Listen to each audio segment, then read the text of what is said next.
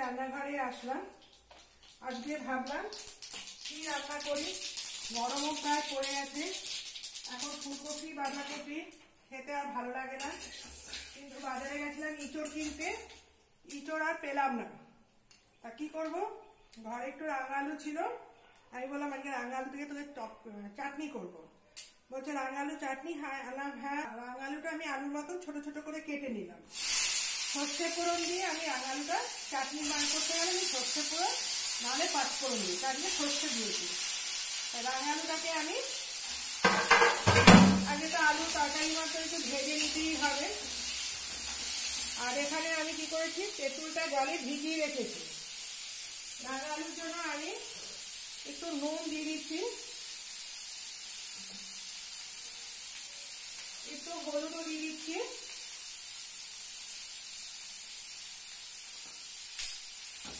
এটা এইবার একটু ভেজে নিতে হবে। আলুর তরকারি যখন করে ভাজা হয় খেতে অসাধারণ লাগে। যখন এটা সিদ্ধ হয়ে যাবে তাই একটু হাতার পিছন দিয়ে দেখবে বলে ভেজে দেবে, দেখবে একদম মিহি হবে। এই সময়টা রাঙা আলু বাজারে খুবই ওঠে, কিন্তু যেই সময় যেই সবজি খাওয়াটা শরীরের পক্ষে খুব ভালো। আমি বাজারে গেলে প্রথমে শীতের দিনে শীতের সবজি, এখন বসন্তকালের সবজি আলাদা, গ্রীষ্মের সবজি আলাদা। 12 মাসের মধ্যে 6টা ঋতু, 6 রকমের সবজি ওঠে। সেই কথা মাথায় রেখে আমাকে সবজিগুলো রান্না করতে হবে। এটা সাধারণত বেশি ভালো লাগে তরকারিতে, আর আমার কাছে খুব রাঙা আলু সব থেকে খুব ভালো লাগে। বেশি জল দেবো না, এটা যখন সিদ্ধ হয়ে যাবে তার জন্য যতটুকু আমার জলের প্রয়োজন আমি ঠিক ততটুকুই জল দিয়েছি। এর থেকে বেশি জল দেবে না, কারণ আলুটা সিদ্ধ হয়ে গেলে এটা কিন্তু পাতলা জল ভালো লাগে না, একটু ঘন ঘন। এর মধ্যে আমি মিষ্টিটা দিইনি, আগে তেঁতুলের পালটা বের করে রাখি, ওটা ফুটতে ফুটতে আমার হয়ে যাবে। এইবার আমি তেঁতুলের যেহেতু ফুটবে তার জন্য আমি কি করেছি, এটার মধ্যে আমি দিয়ে দিলাম। এবার আগে হাতটা ধুয়ে নিই। আর কি করব ভেবে পাচ্ছি না, অনেকটা বেলা হয়ে গেছে। দেখো ছোট্ট ছোট্ট মুসুরির ডাল নিয়েছি, একটু আলুটা কেটেছি ছোট ছোট করে। এই বাটির মধ্যেই আমি আলু সিদ্ধটা দিচ্ছি, কারণ এটা ভাতের মধ্যে আমি সিদ্ধ বসিয়ে দেব। বেলা হলে রান্না করতে কারোরই ভালো হয়। সঙ্গে দিচ্ছি টমেটো 4 টুকরো, দিচ্ছি একটা কাঁচা লঙ্কা, আর দিয়ে দিচ্ছি পেঁয়াজ কুচি। এটা সাধারণত খুবই ভালো লাগে। এখন তেল মশলা খাবার খেতে অনেকেরই পছন্দ করে না। এবার আমাকে নুনটাও দিয়ে দিতে হবে। নুনটাকে দিয়ে একবার বয়েল করে দিই, ভাতের মধ্যে বসিয়ে দেব। আর দিয়ে দিচ্ছি কাঁচা তেল, একদম কাঁচা তেলের পরিমাণটা একটু বেশিই দিলাম। এবার এগুলো আমি যেহেতু নুন দেওয়া হয়েছে, এগুলো আমি একটু নাড়িয়ে নিচ্ছি। এই চাপা ঢাকাটা দিয়ে রাখলাম, যখন আমি ভাত বসাবো ভাতের মধ্যে এটাকে দিয়ে দেব। চাপা ঢাকাটাও দিয়ে দিলাম, যেহেতু আমার বাটিও ছোট, সবজিও একদম ভাতের মধ্যে আমি এটাকে বসিয়ে দেব। এই চাটনিটা প্রায় হয়ে এসেছে। ঘরে বেগুন হালকা একটু বিচি এসে গেছে, এখনকার বেগুনগুলির মধ্যে একটু বিচি এসে যায়। কি করি তা ভাবলাম, ছিম আছে, বেগুন আছে, টমেটো দিয়ে ঘরে যা সবজি আছে, একটু ঝাল ঝাল বেগুন করি। সর্ষে বাটা দিয়ে খাওয়া যায়, কিন্তু সর্ষে বাটাটা আমি বেশি পছন্দ করি না। প্রচন্ড যাদের গ্যাসের প্রবলেম তাদের খুবই সমস্যা। কিন্তু আমার সবই দেওয়া হয়ে গেল, কিন্তু মিষ্টিটা দেওয়া হয়নি। আমি চিনির বদলে আমি গুড় খাই, তাই জন্য এখানে গুড়ই দিচ্ছি। আমি সবসময় চিনিটাকে বেশি খাই না, একমাত্র চা নামে একটু কাপের মধ্যে দিয়ে খাই। দেখো কি সুন্দর সিদ্ধ হয়ে গেছে। এবার একটু চাপা ঢাকা দিয়ে দেবো। খানিকক্ষণ পর এটাকে এমনি গোটা গোটা থাকবে, এর মধ্যে আর কিছু করা যাবে না। যেহেতু গোটা গোটা আলুর তরকারির মতনই করেছি, তা টক ঝাল মিষ্টি ঝাল দেওয়া যাবে না। যেহেতু দেখো আমার আলুটাও সিদ্ধ হয়ে গেছে, চাটনিটা হয়ে গেল। এবার আমি পাশে নামিয়ে রেখে দিই।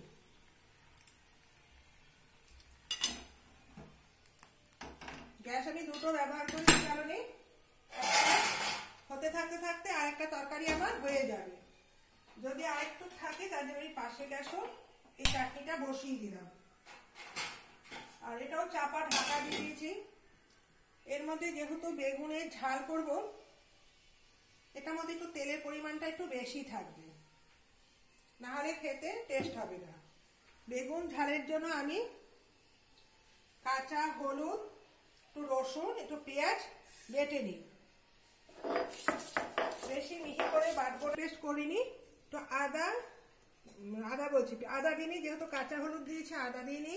তো পেঁয়াজ, রসুন আর হলুদটা আমি এইভাবে রান্না করি কেন, এই কাঁচা হলুদটা শরীরের পক্ষে খুব ভালো।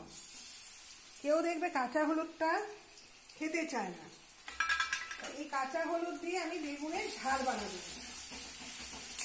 এটাকে একটু হালকা তেলে নাড়িয়ে নিচ্ছি, যেহেতু এখানে পেঁয়াজ আছে, রসুন আছে, এটাকে তো দিতেই হবে।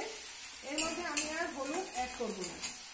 আর তেঁতুলের এই পালটা যতটা একটু চাটনির দরকার, আর এখানে আরেকটু তেঁতুলে দেখলাম রয়েছে, এই জলটাও ওর মধ্যে দিয়ে দেব। এইটা হবে টক টক ঝাল ঝাল। এবার বিচিগুলোকে আমি আলাদা করিনি, এই বিচিগুলো এবার আলাদা হয়ে যাচ্ছে। এই ঝোল দেখো, বিচিগুলো বেশ সুন্দর আলাদা হয়ে গেছে। এই বিচিগুলো না অনেকে জমা করে দেয়, আমাদের এখানে কুমারটুলি আছে একটা বাড়িতে, ঠাকুর বানায়, তাকে দিয়ে দেয়। এই নাকি রং করতে নাকি এগুলো খুব লাগে, যেহেতু আমি বাজার থেকে খুব তেঁতুলটা কিনি, আমাকে বলছিল এই বিচিগুলো জমা করে আমাদের দিয়ে যাবে। ব্যাস, পেঁয়াজটা সুন্দর কষানো হয়ে গেছে। এইবার আমি বেগুন, আর ছিমগুলো তো ফেলানো যায় না, ছিম বেগুন দিয়ে ব্যাস, এটা একদম ঝাল ঝাল তেল বেগুন। এখানে আমি আলু আছে, টমেটো আছে, এটাও এর মধ্যে দিয়ে দিলাম। আলু খেতে সাধারণত সবাই পছন্দ করে, বিশেষ করে এখন যে নতুন আলু। দেখো কালারটাও সুন্দর এসে গেছে। এর মধ্যে যে তেঁতুলের জলটা করেছি এটাও এর মধ্যে দিয়ে দিলাম। এই তেঁতুল দিয়ে যদি তা করা যায়, টেস্টটা সারা। নুনটা দিয়ে দিই, বাঙালিদের খাওয়া তো নুন, ঝাল, তেল, মশলা তো খেতেই হবে।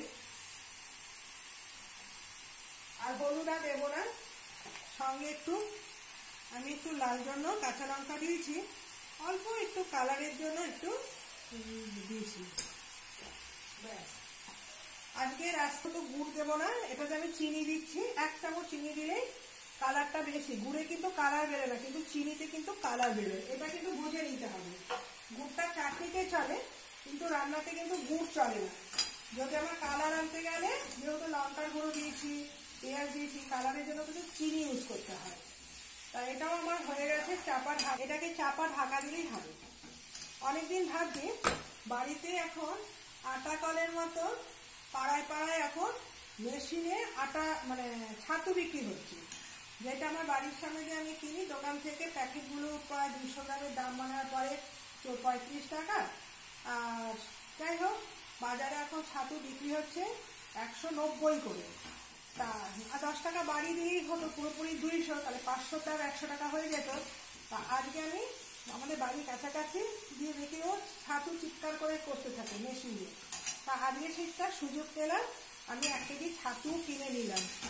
তখন বললো, মা এত সুন্দর। আলাম এটা আগের গান দিলে না, এভাবে আটা কলে আটা ভাঙানো হতো, এখন ছোট ছোট বাইকের মধ্যে দিয়ে, ছোট মেশিন দিয়ে একদম সামনে দাঁড়িয়ে ভাঙিয়েছি। মানে কেনা ছাতু কি খাবো, তার থেকে মনে হচ্ছে অরিজিনাল ছাতু অনেকদিন পর পেলাম। যাচ্ছে শুনেছি, কিন্তু কি কেমন হবে ভাবতে পারি। আজকে সামনে দাঁড়িয়ে আমি 1 কেজি ছাতু ভাঙিয়ে একদম নিয়ে আসলাম। বাড়িতে এসে মেয়েকে একটু দিলাম, দেখলো বলে, মা কি দারুণ। আমার হবে না কেন, দেখি অরিজিনাল ছোলা যাকে বলে, নাকি বিহার থেকে আসে, বিহারি ছোলা দিয়ে নাকি তৈরি হয়। যাই হোক, দেখো কালারটাও এসে গেছে, আমার রান্নাও কমপ্লিট হয়ে গেছে। এবার একটু চাপা ঢাকা দিয়ে দিলে আমার রান্না করে দিচ্ছে। আর কি বলবো, বলার কিছু নেই। সমস্যা দিনকে দিন বেড়েই যাচ্ছে। আকাশ আবার মেঘ করছে, আবার রোদ্দুর উঠছে, আবার মেঘ করছে। তা সকালবেলা হাঁটা আমার মোটামুটি শেষের দিকে। আজকে যার সাথে হাঁটতে বেরোই তাকে বলে দিলাম আমার পক্ষে হাঁটা সম্ভব নেই, যদি বেরোতে হয় রাত 8টার পর বেরোবো।